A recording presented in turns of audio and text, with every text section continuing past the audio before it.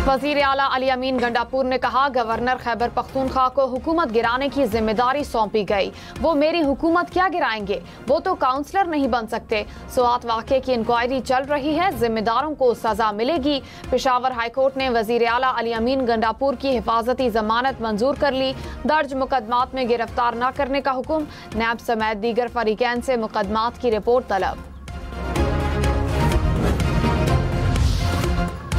Senator Irfan Siddiqui ने कहा, खैबर पख्तूनख्वा हुकूमत के खिलाफ अदम एतमाद लाने का कोई इरादा नहीं। गवर्नर खैबर पख्तूनख्वा ने वज़ीर आज़म से मामूल की मुलाकात की। मुलाकात को साजिश से इबारत करना दुरुस्त नहीं। हुकूमत खैबर पख्तूनख्वा में मजीद बहरान नहीं देखना चाहती। राना सनाउल्लाह ने कहा, खैबर पख्तूनख्वा हुकूमत गिराने की कोई तजवीज़ ज़ेर गौर नहीं। मौलाना फजलुर रहमान से भी ऐसी कोई बात नहीं हुई।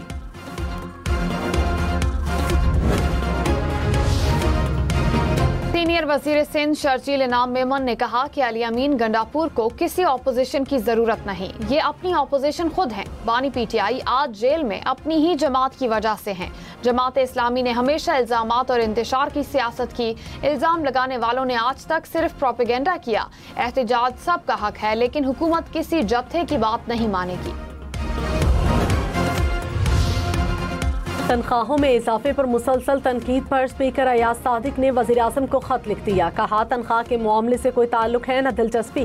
तनख्वाह बढ़ाने का फैसला वफाकी काबीना और वज़ीर आज़म का है, मेरा नहीं। अपनी तनख्वाह का मामला वज़ीर आज़म पर छोड़ दिया। ज़राए के मुताबिक स्पीकर अयाज सादिक का ख्वाजा आसिफ के इल्जामात का जवाब देने से गुरेज, बढ़ी तनख्वाह लेने से भी इनकार कर दिया। वजीर दिफा ख्वाजा आसिफ की चेयरमैन सेनेट और स्पीकर कौमी असम्बली पर तनकीद। कहा, ओहदों की निस्बत से माहाना तनख्वाह और अलाउंसेस 4 गुना बढ़ा लिए। तनख्वाहों में इजाफे के बाद जिम्मेदारी हुकूमत पर डाल दी जाती है। कौमी असम्बली की कदर का ख्याल उसके निगहबान नहीं करेंगे तो कौन करेगा।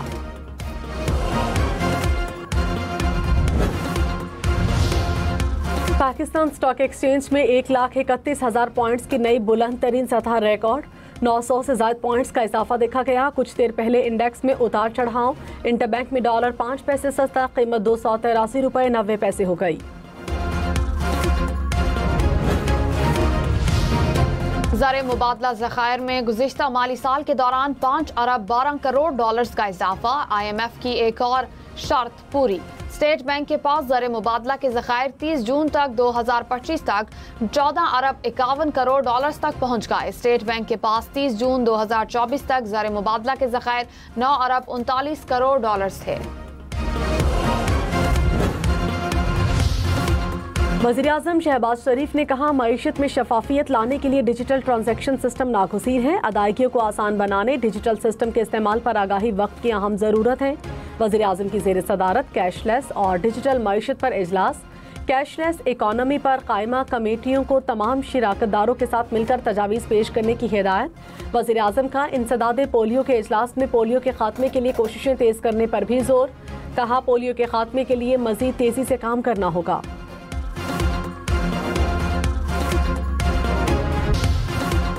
सानेहा, सवात के बाद सयाहों की सेफ्टी के लिए क्या इकदाम किए, किसी भी हादसे की सूरत में आपकी क्या तैयारियां हैं। पेशावर हाईकोर्ट का इंक्वायरी अफसर से सवाल पूछा, क्या आपके पास इमरजेंसी की सूरत में हेलीकॉप्टर, हिफाजती जैकेट्स और दीगर चीजें हैं।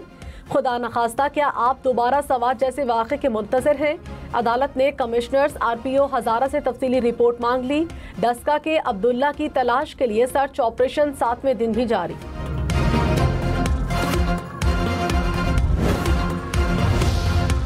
करक के मुख्तलिफ इलाकों में मूसलाधार बारिश के बाद नदी नालों में तुग़यानी। 12 साल का बच्चा बरसाती नाले में डूब गया। पंजाब के मुख्तलिफ शहरों में भी बादल बरस पड़े। चकवाल और कलरकहार में मूसलाधार बारिश। नशेबी इलाके ज़ेर-ए-आब। पहाड़ी इलाकों में लैंडस्लाइडिंग। चिन्योट, जड़ावाला और मियांवाली में बारिश से नशेबी इलाके ज़ेर-ए-आब। खुशाब में बारिश से गली मोहल्लों में पानी जमा हो गया। कराची में भी बादल बरसे।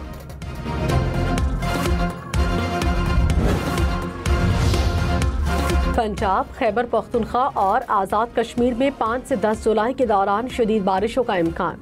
NDMA ने अलर्ट जारी कर दिया। शहरों में अबन फ्लडिंग का खतरा। दरियाओं में पानी के बहाव में इजाफे का इम्कान। नदी नालों में सैलाबी सूरत हाल का खदशा। तरबेला डैम में भी सैलाबी सूरत हाल का खतरा। गिलगित बल्तिस्तान और खैबर पख्तूनख्वा में ग्लेशियर फटने और लैंडस्लाइडिंग का खतरा।